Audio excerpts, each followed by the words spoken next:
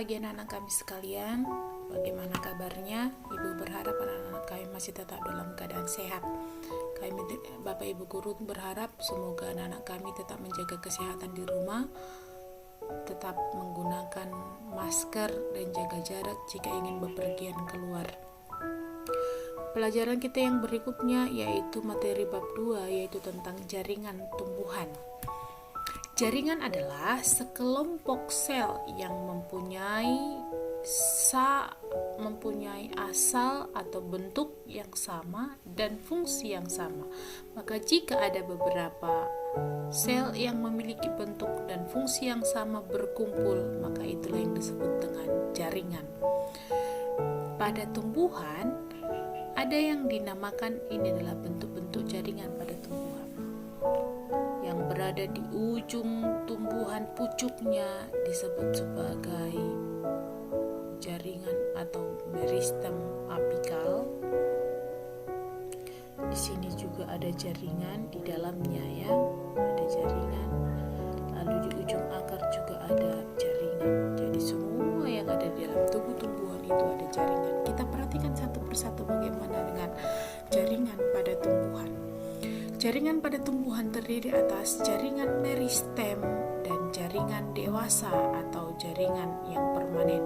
Jaringan meristem dan jaringan dewasa. Jaringan yang dewasa ini terdiri dari jaringan epidermis, jaringan parenkim, jaringan penyokong atau penguat, jaringan pengangkut, dan jaringan gabus. Jaringan pada tumbuhan terbagi dua, jaringan meristem, jaringan dewasa. Jaringan meristem terdiri dari jaringan epidermis, parenkim, penyokong, penguat, dan jaringan gabus. Kita bahas satu persatu tentang jaringan meristem. Jaringan meristem disebut juga sebagai jaringan muda, jaringan yang masih muda, yang sel-selnya selalu membelah atau bersifat embrional. Sel-selnya selalu membelah dan bersifat embrional. Bagaimanakah ciri-ciri jaringan ini? Sel-selnya berdinding tipis, bentuk dan ukuran selnya sama, kaya akan protoplasma, inti selnya tidak mengandung zat makanan dan memiliki rongga sel yang amat kecil. Jadi jaringan meristem ini adalah jaringan yang masih muda. Di manakah kita mendapatkan jaringan-jaringan meristem ini? Sebelumnya kita lihat dulu pembagiannya. Berdasarkan posisinya, jaringan meristem dibedakan menjadi meristem apikal, meristem interkalar, dan meristem lateral. Sedangkan berdasarkan asal-usulnya dikelompokkan menjadi meristem primer dan meristem sekunder. Perhatikan ya. Berdasarkan posisi berarti letak.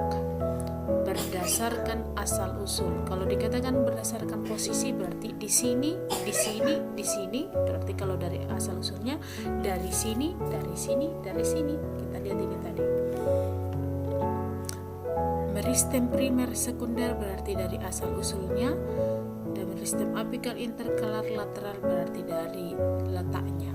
Meristem primer adalah jaringan yang pertama sekali dibentuk, berarti jaringan primer dan meristem primer adalah meristem yang berasal dari embrio, meristem yang berasal pada perkembangan embrio. Sedangkan meristem sekunder itu adalah contohnya kambium, berarti ini kalau dia sudah mengalami pertumbuhan sekunder, muncullah yang dinamakan dengan pertumbuhan sekunder, contohnya kambium. Sedangkan meristem apikal ini terdapat di ujung akar, ujung batang, dan ujung daun. Meristem interkalar di antara ruas-ruas batang monokotil. Lateral itu adalah pada pertumbuhan, misalnya pertumbuhan kambium. Perhatikan ini. Meristem apikal tadi berada di ujung batang, di ujung daun, di ujung akar ini, ujung akar. Di ujung apikal tadi di ujung batang, sudah di ujung batang, lalu di ujung akar dan di ujung daun. Itu untuk sedangkan interkalar ini, perhatikan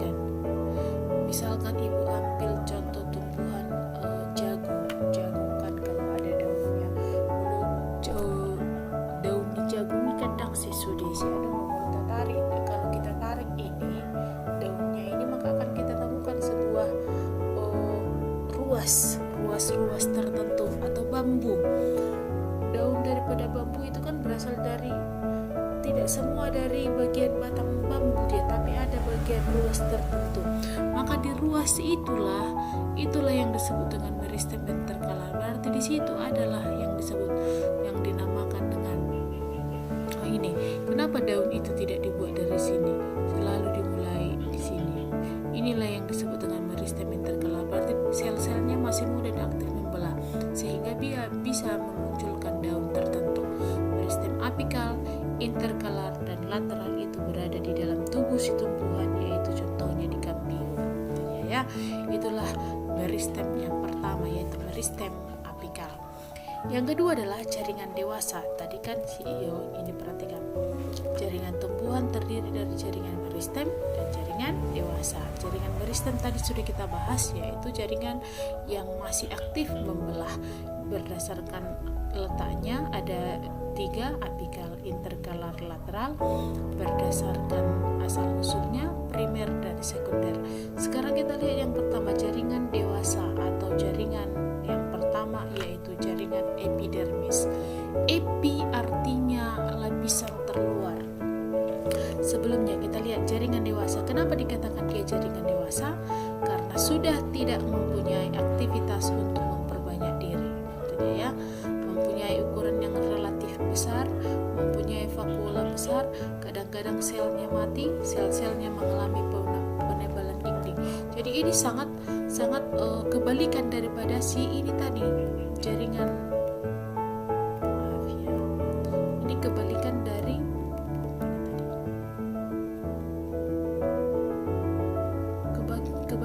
si ini tadi, jaringan meristem, jaringan yang masih muda. Kalau jaringan dewasa tadi, kalau jaringan meristem jaringan yang masih muda. Kalau jaringan dewasa ini yang sudah tua, ini penebalan dinding selnya tipis. Kalau itu tadi penebalan dinding selnya besar. Jadi kebalikan darinya, ya, tidak mempunyai aktivitas yang memperbanyak diri, sedangkan meristem tadi memiliki aktivitas yang cukup banyak, mempunyai vakuola yang besar. Kalau meristem tadi tidak memiliki vakuola yang besar, itu dia ya, makanya dikatakan dia sebagai jaringan yang dewasa, karena biasanya sudah tidak mempunyai aktivitas untuk memperbanyak diri. Dibagi tadi menjadi yang pertama jaringan epidermis. Epi artinya luar, berarti dermis itu artinya permukaan kulit itu ya. Jadi epidermis adalah kulit terluar, lapisan sel yang paling luar pada permukaan organ tumbuhan. Jadi ibaratkan epidermis kita, inilah kulit kita yang paling luar, yang bisa yang nampak oleh mata, itu dia ya, disebut dengan lapisan epidermis atau jaringan. Fungsinya apa? Melindungi bagian dalam tumbuhan. Ciri-cirinya selnya berlapis tunggal, sering dilengkapi lapisan lilin. Untuk apa? Karena dia kan bagian paling luar, berarti dia harus melindungi yang di dalam. Maka supaya tumbuhan itu tidak kehilangan banyak air, kadang-kadang lapisan pertamanya ini, epidermisnya ini ditutupi oleh lapisan lilin supaya dia tidak kehilangan banyak air, itu maksudnya. Lalu ada yang bermodifikasi untuk mempermudah untuk melengkapi fungsi dia tadi, yaitu melindungi bagian dalam. Kadang-kadang bagian ini ibaratkan adalah tumbuhan, itu berarti kan di dalam ada begini. Jadi kadang-kadang bagian luar ini memiliki beberapa bentuk modifikasi. Kenapa harus bermodifikasi? Semua bentuk modifikasi yang terjadi pada tubuh tumbuhan itu memiliki fungsi tertentu, ya. Fungsinya apa? Fungsinya kembali ke fungsi utama, untuk melindungi si tumbuhan tersebut. Apapun bentuk modifikasi daripada permukaan epidermis daripada tumbuhan, semuanya pasti berfungsi untuk melindungi bagian dalam si tubuh tumbuhan, ya. Umumnya tidak memiliki klorofil. Kita lanjutkan. Modifikasi pada epidermis itu yang pertama stomata, trikoma, duri, filamen, sel kipas, sel tersik, dan rambut akar. Di sini bisa kita lihat yang mana yang itu stomata. Stomata itu adalah bagian yang terdapat di dalam lapisan epidermis daun, ya. Fungsinya adalah untuk jalan keluar keluar masuknya gas. Ada trikoma. Trikoma ini sering disebut sebagai bulu-bulu yang halus atau duri juga bisa kadang-kadang kita sebut sebagai trikoma. Ini dia ya, perhatikan. Fungsinya ini apa? Untuk melindungi tubuhnya, untuk melindungi bagian dalam tubuh si tumbuhan. Kenapa harus ada duri di sini? Karena biasanya duri ini misalkan mawar, dia sering diganggu oleh manusia dan juga hewan, maka dia membentuk alat pertahanan dirinya untuk melindungi si tumbuhan tersebut supaya tidak mengalami kerusakan. Ada filamen dan ada sel kersik, itu dia rambut akar gitu, rambut akar. Bisa kamu lihat nanti kamu cabut akar dari tumbuhan, lalu lihatlah yang disebut dengan rambut akar. Fungsinya adalah untuk memperluas daerah penyerapan air. Jaringan yang kedua adalah jaringan parenkim atau jaringan dasar. Adalah jaringan yang terbentuk dari sel-sel yang hidup. Fungsinya adalah menyimpan air, menyintesis dan menyimpan cadangan makanan. Jadi jaringan parenkim ini kenapa dikatakan dia jaringan dasar? Karena dimiliki hampir semua organ tubuh. Ya. Berdasarkan bentuknya, jaringan parenkim dibagi menjadi parenkim palisade, parenkim bunga karang, parenkim bintang, dan parenkim lipata. Parenkim palisade dan bunga karang bisa kita lihat di lapisan di struktur anatomi pada daun ini. Jaringan palisade ini sebenarnya sering disebut sebagai istilah jaringan pagar, jaringan tiang. Kenapa dikatakan dia jaringan tiang? Karena bentuknya memang seperti pagar ini ya, membentuk seperti sebuah pagar. Apa fungsi jaringan palisade ini? Fungsinya adalah sebagai bahan tempat terjadinya fotosintesis. Jadi di dalam jaringan palisade inilah sebenarnya banyak terdapat yang dinamakan dengan kloroplas yang mengandung klorofil. Jadi jika kita buat skemanya begini, di manakah tempat terjadinya fotosintesis? Di daun, benar. Nih, di manakah tempat terjadinya fotosintesis? Di bagian tengah ini, namanya mesofil, benar. Di manakah tempat terjadinya tepatnya di mesofil itu? Di palisade. Lalu di mana tempat terjadinya fotosintesis? Di bagian dalam itu, kloroplas. Barulah di dalamnya ada klorofil. Itu dia ya. Jadi ada lagi di dalam kloroplas ini nanti ada lagi yang disebut dengan grana dan stroma. Jadi kalau tempat fotosintesis itu di daun, lebih tepatnya di mesofil, lebih tepatnya di palisade, lebih tepatnya di kloroplas, lebih tepatnya di stroma dan grana. Jadi sebenarnya sangat dalam sebenarnya ya.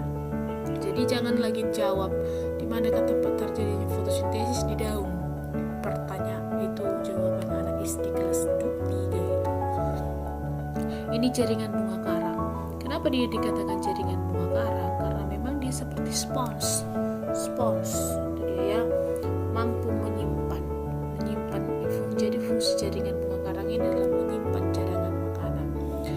Berdasarkan jenis serta fungsinya, jaringan parenkim dibedakan menjadi 5 macam parenkim makanan. Misalnya pada akar ini berfungsi untuk menyimpan cadangan makanan, pada akar umbi dan akar rimpang. Parenkim air, contohnya pada tumbuhan kaktus untuk menyimpan air. Parenkim udara, contohnya untuk menyimpan udara. Contohnya adalah pada eceng gondok, karena bisa dia mengapung kan, untuk mengapung. Parenkim asimilasi mengandung banyak plastida, ini tadi adalah parenkim palisade tadi ini. Dan parenkim pengangkut terdiri dari sel-sel memanjang menurut arah, memanjang dengan letak menurut arah pengangkutannya, misalnya seperti silin dan foil. Ini adalah berdasarkan fungsinya ya. Berikutnya adalah jaringan penyokong atau penguat. Jaringan penyokong ini ada dibagi dua, yaitu kolenkim dan sklerenkim. Perhatikan ya, kolenkim ini ada perbedaannya. Penebalannya terdiri dari pektin dan selulosa. Ini lignin. Ini penebalannya tidak merata. Penebalannya merata, terdapat pada organ yang masih muda, pada organ yang tua, terdapat pada organ yang aktif membelah, tidak aktif membelah, terdiri dari sel hidup, terdiri dari sel mati. Jadi kalau ibu lebih suka mengatakan kolenkim ini sebagai penyokong, sedangkan sklerenkim sebagai penguat.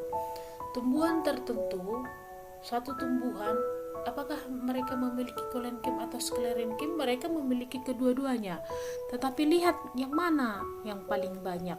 Jika dia berada di ujung daripada, misalkan ibu buat begini, tumbuhan bayam, maka manakah yang lebih banyak kolenkim dan sklerenkimnya?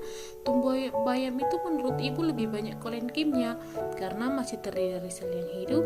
Kalau dia terdiri dari sel yang mati, tidak aktif membelah, penebalannya merata, maka tidak bisa lagi seenaknya kita mengutip dia seperti ini. Dang bobe songon hau, kenapa dia sangat keras sekali? Karena penebalannya merata. Jadi tidak bisa seenaknya lagi kita memotong dengan tangan, itu dia ya. Jadi kolenkim lebih ke jaringan penyokong, sklerenkim ke jaringan penguat. Yang keempat adalah jaringan pengangkut, terdiri dari xilem dan floem. Xilem X mengangkut air dan garam mineral dari tanah ke daun, sedangkan floem F mengangkut hasil fotosintesis dari daun ke seluruh tubuh. Kalau xilem tadi dari tanah ke daun, kalau floem dari daun ke seluruh tubuh. Jaringan sekretori yaitu jaringan yang berdiferensiasi menghasilkan senyawa metabolisme. Jaringan yang mengalami perubahan bentuk sehingga menghasilkan yang dinamakan dengan senyawa metabolisme, itu disebut dengan senyawa metabolit sekunder. Ini tidak dimiliki oleh semua tumbuhan. Jadi contohnya, apakah contoh metabolit sekunder ini? Ini adalah segala sesuatu tumbuhan yang memiliki bau atau khas tertentu, misalkan jeruk. Kalau kamu kalau saya tutup mata pun lalu didekatkan daun jeruk, ibu pasti dengan gampang mengatakan itu daun jeruk. Jahe didekatkan, lebih gampang untuk mengatakan itu jahe. Kunyit didekatkan, pasti sangat gampang ibu menjawab itu kunyit. Kenapa? Karena bahan-bahan yang tumbuhan yang ibu sebutkan tadi memiliki yang dinamakan atau menghasilkan yang dinamakan dengan metabolit sekunder, itu dia ya. Jadi ale mau baca atau misalkan kalau ibu dekatkan tumbuh daun-daunan yang rumput-rumputan itu, ibu dekatkan, pasti akan sulit kamu untuk mendeteksinya itu apa. Karena apa? Karena ini tidak memiliki metabolit sekunder. Jadi ya, yang terakhir adalah jaringan gabus atau veloge. Jaringan yang berfungsi untuk melindungi jaringan lain agar tidak kehilangan banyak air. Lapisan terluar itu dekat dengan epidermis, ya. Inilah jaringan-jaringan dewasa yang terdapat pada